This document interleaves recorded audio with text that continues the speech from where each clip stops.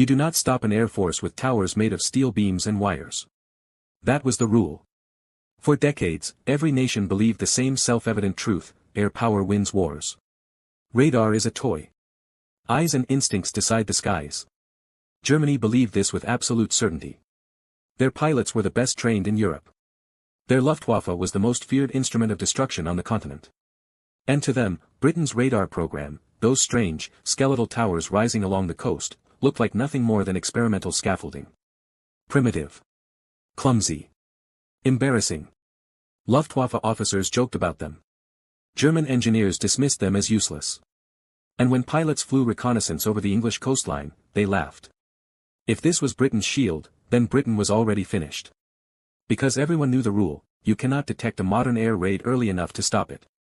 But in 1940, one man, and one idea, changed everything. Robert Watson Watt was 46 years old, a reserved Scottish physicist with the posture of an academic and the stubbornness of a prizefighter. He was not a pilot. He was not a soldier. He had never fired a weapon in combat. But he carried two traits that made him dangerous: an unshakable belief in mathematics, and a relentless refusal to be ignored. By the late 1930s, war was coming. The Luftwaffe was expanding, rearming, preparing for domination. Britain's RAF, by comparison, was small, underfunded, and dangerously exposed. If Germany launched a massive air assault, the RAF would be overwhelmed in days.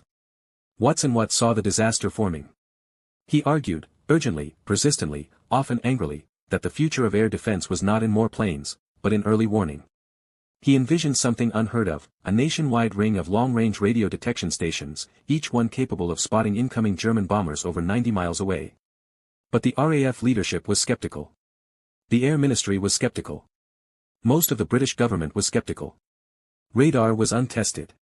The technology was new. And Watson Watt himself was considered eccentric, brilliant, but eccentric.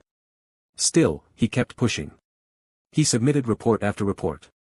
He demonstrated prototypes. He worked day and night, often skipping meals and sleep, measuring atmospheric noise, refining transmitters, sketching designs on napkins and scraps of paper. By 1939, his persistence forced a decision: Britain would build Chain Home, a network of radar towers stretching from the southern coast to Scotland. The project was rushed, improvised, underfunded, and utterly unlike anything the world had ever seen.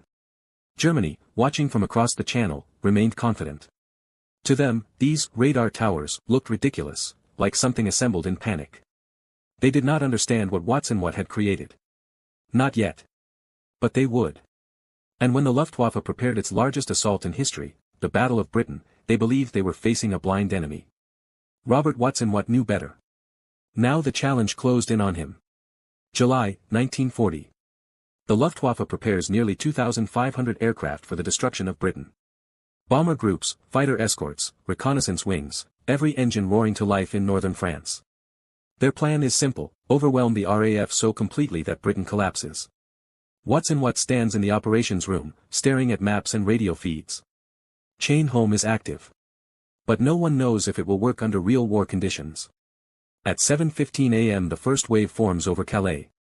120 German aircraft. Flying at altitude. Confident. Invisible, they think. But the radar towers see them. The operators call out numbers. Range 92 miles. Tracking. 85 miles. Heading 290 degrees. Altitude 15,000 feet. For the first time in military history, an entire air raid is detected, accurately, while still forming over enemy territory. Alerts race through RAF Fighter Command. Sirens scream. Pilots sprint to their Spitfires and Hurricanes, engines igniting in perfect unison. Fighter squadrons lift into the air, 10 minutes before the enemy crosses the channel. This has never happened before. The first German formation reaches the coast, and immediately, British fighters dive from above, guns opening fire. The Luftwaffe is stunned. How were the British already airborne? How were they in perfect position? But this is only the beginning. The next wave. A second formation, 150 bombers and escorts, takes off later that morning. Again, they think they are unseen. Again, radar spots them at long range. 110 miles. 80 miles. Fighters scrambling now. Spitfires tear upward from hidden grass strips. Hurricanes form defensive lines. German pilots stare in disbelief. Every attack is countered. Every bombing run is intercepted. This should be impossible. The countdown. Late August. The Luftwaffe shifts strategy. They decide to launch a massive, coordinated strike, over 800 aircraft. What stands over the radar table. Chain-Home begins detecting signals before dawn. One operator calls out. Contacts forming. 140 miles. Numbers increasing. 200 aircraft. 300. 400, sir, this is the largest raid we've seen. What exhales, slow and steady. The countdown begins. 120 miles. The RAF scrambles multiple wings. Engines roar across airfields. 80 miles. Ground crews roll ammunition crates to the fighters. 60 miles. Pilots climb in. Canopies slam shut. 40 miles. What watches the clock. Every second matters. 30 miles. British squadrons are airborne. 20 miles. Spitfires accelerate to combat speed. 10 miles. They take position above the cloud layer. Contact. The sky erupts. Dozens of dogfights ignite simultaneously. Tracer rounds carve the air. Engines scream at full throttle. Bombers fall in flames before reaching their targets. And all of it, every interception, every victory, comes from towers Germany called toys. A moment of crisis. But radar has a weakness. The Luftwaffe discovers it. They begin targeting the Chain-Home towers with bombing runs. One attack hits the Ventnor station on the Isle of Wight. Explosions tear through the site. Equipment burns. The radar goes silent. For a moment, fighter command is blind. What races to adapt. Backup units activate. Technicians reroute power. Repairs begin immediately, even under threat of further bombing. Within 24 hours, Ventnor is partially operational again. Within 48, it is fully active.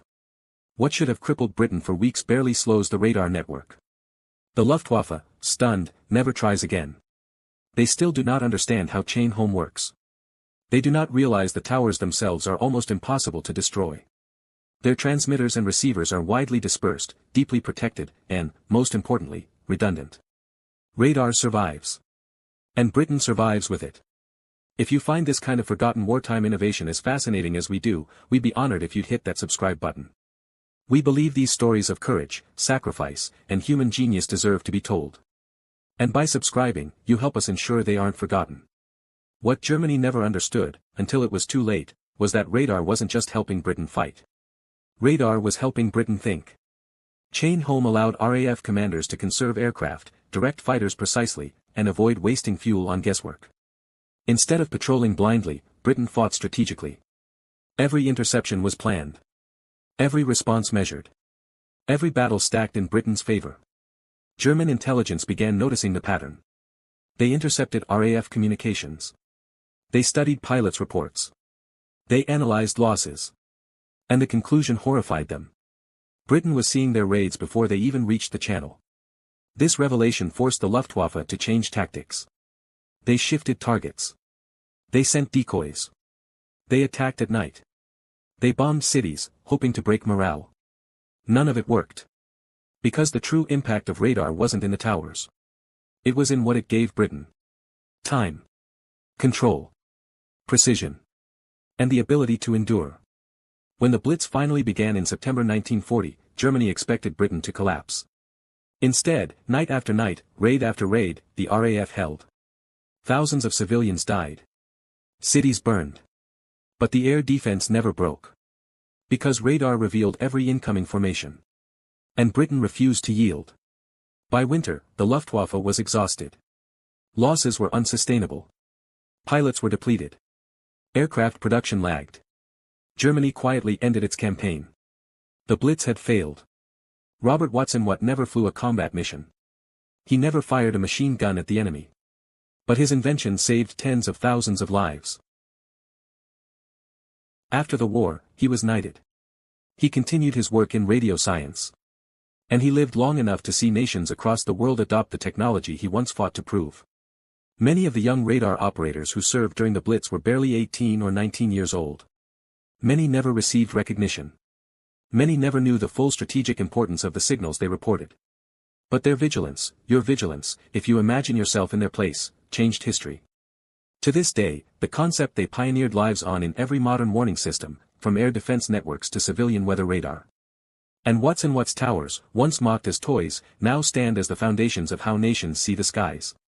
If this story moved you, please hit that like button. Every click tells the algorithm this piece of history is worth remembering. We're dedicated to rescuing these forgotten stories from the archives. If you want to join us on this mission, please subscribe and turn on notifications. Where are you watching from? Drop a comment with your city or state, and tell us if someone in your family served. Thank you for ensuring that Robert Watson Watt and the thousands of men and women who kept the radar alive during the Blitz do not disappear into silence. They deserve to be remembered.